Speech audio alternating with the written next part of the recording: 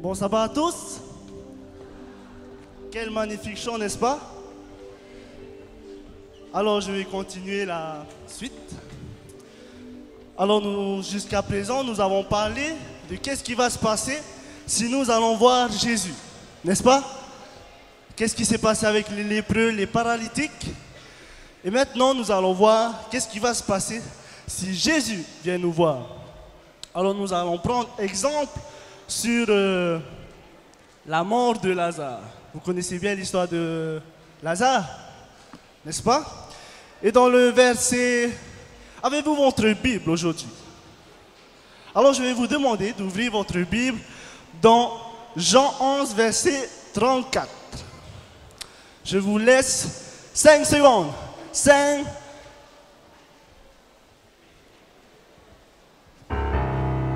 4, 3, 2, 1, 0. Alors, il est dit, où l'avez-vous mis? Seigneur, lui répondit-il, viens voir. Qui dit viens voir? Ce sont les gens qui étaient dans le village où habitaient Lazare et ses sœurs.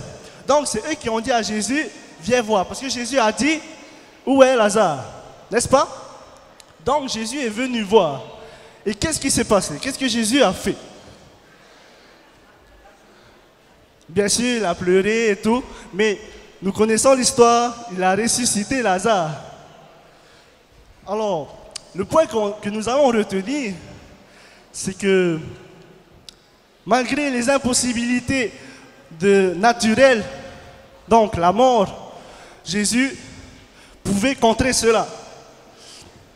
Dans Jean 11, verset 39, nous voyons la réticence de Marie au fait de montrer le corps, parce qu'il était déjà en décomposition. Déjà là. Donc il y avait une réticence de la part de Marie. Mais Jésus est quand même venu. Il est venu voir. Et il a ressuscité Lazare. Donc Jésus en fait, il ne permettra pas que quelque chose sépare de lui et ses enfants. N'est-ce pas? Donc c'est un grand exemple qui nous parle, qui nous dit que quand Jésus va venir, il ne va pas non seulement venir nous voir, mais il va faire quelque chose dans notre vie. Nous lisons dans Apocalypse 1, verset 7. Maintenant, regardez, Apocalypse 1, verset 7. 5 secondes. 5, 4, 3, 2, 1. Tous le verront. Tout œil le verront. Les yeux qui ont refusé de voir ne pourront pas le regarder. Mais qu'est-ce que ça veut dire? Tous le verront. Un jour, vous savez bien que Jésus va revenir et que nous allons le voir comme il est dit dans le verset. Mais sommes-nous capables réellement de le voir? Aujourd'hui, notre sujet, il est viens et vois. On n'a pas dit viens et quand il va venir, on verra. C'est dès maintenant qu'il nous dit de voir. Mais comment le voir? Avez-vous des idées? Comment voir Jésus? Pas le Jésus historique dans la Bible, mais le Christ vivant. Comment le voir? Avec le cœur, par la foi, en faisant son école du sabbat, en lisant la Bible, en louant le Seigneur par des chants. Des fois, on pense que toutes ces choses sont des choses insignifiantes, que ce sont des détails, qu'aller à l'église, faire toutes ces choses, ouais, c'est le rituel de tous les sabbats. Mais sachez une chose, que toutes ces choses sont là pour vous permettre de voir Jésus. Et c'est l'accomplissement de toutes ces choses qui font que maintenant, vous voyez Jésus. Viens et vois.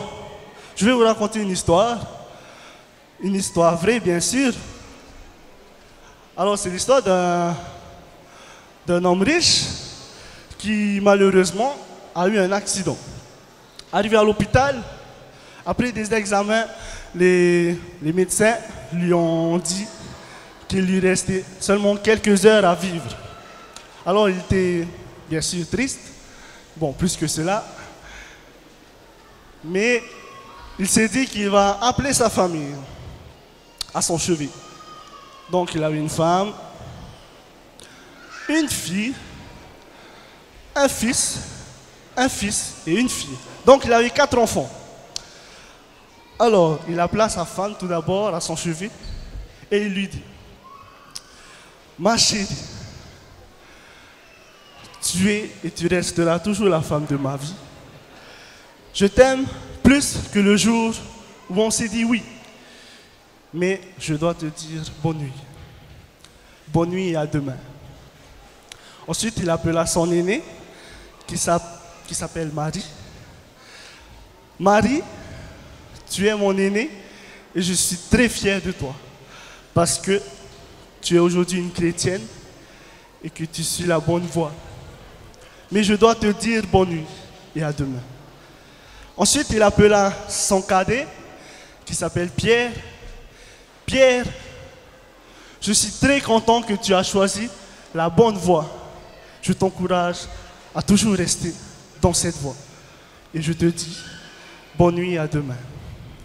Ensuite, le suivant était Karl. Mais Karl, il n'allait pas trop à l'église, son chemin était différent. Mais il l'appela pas tout de suite. Il appela tout d'abord sa dernière, Heidi, qui lui dit: ma petite fille, nous étions très contents, moi et ta mère, le jour où tu as accepté de donner ta vie à Christ. Et je te dis bonne nuit. Arrivé à son fils Karl, il appela son fils Karl et il lui dit: mon fils, je suis désolé, ça me rend triste, mais pourtant nous avons donné, moi et ta mère, nous t'avons donné les mêmes opportunités que les autres. Et même plus, peut-être. Mais tu as choisi ta voie. Alors je te dis adieu. Adieu, mon fils. Alors Karl ne comprenait pas. Il disait à son père: mais papa, pourquoi tu me dis adieu et aux autres bonne nuit? Je ne comprends pas. Le père lui explique: tu as choisi ta voie. Nous sommes restés dans la bonne voie. Et nous savons qu'un jour, nous nous retrouverons. Karl, bien sûr, avait mal au cœur. Parce qu'il savait que c'était vrai. Ce que son père disait était vrai.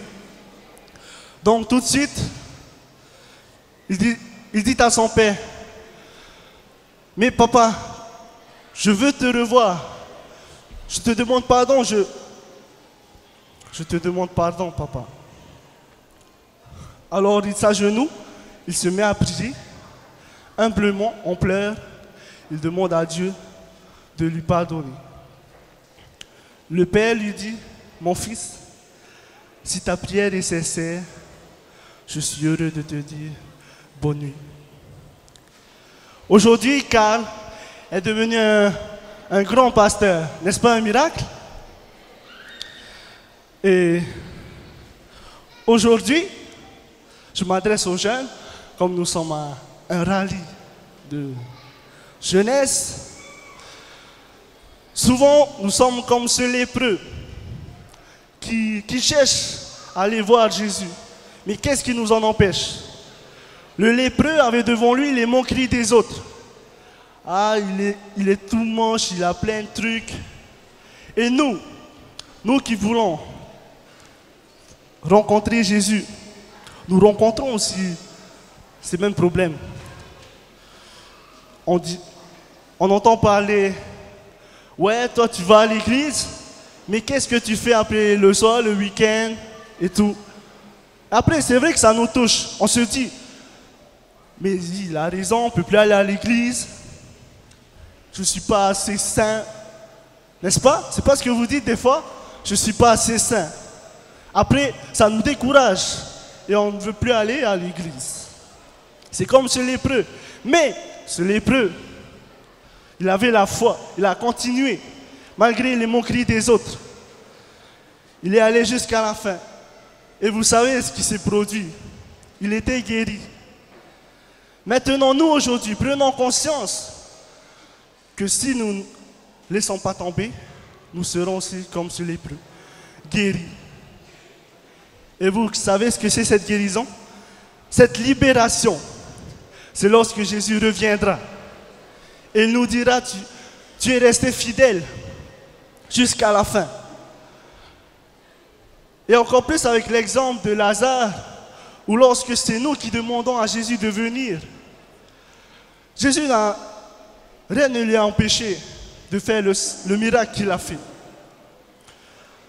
Donc, chers amis, chers jeunes, chers parents, vous tous qui êtes là, prenons conscience que si nous restons fidèles et que si nous continuons à avancer dans la bonne voie, nous pourrions nous revoir au ciel.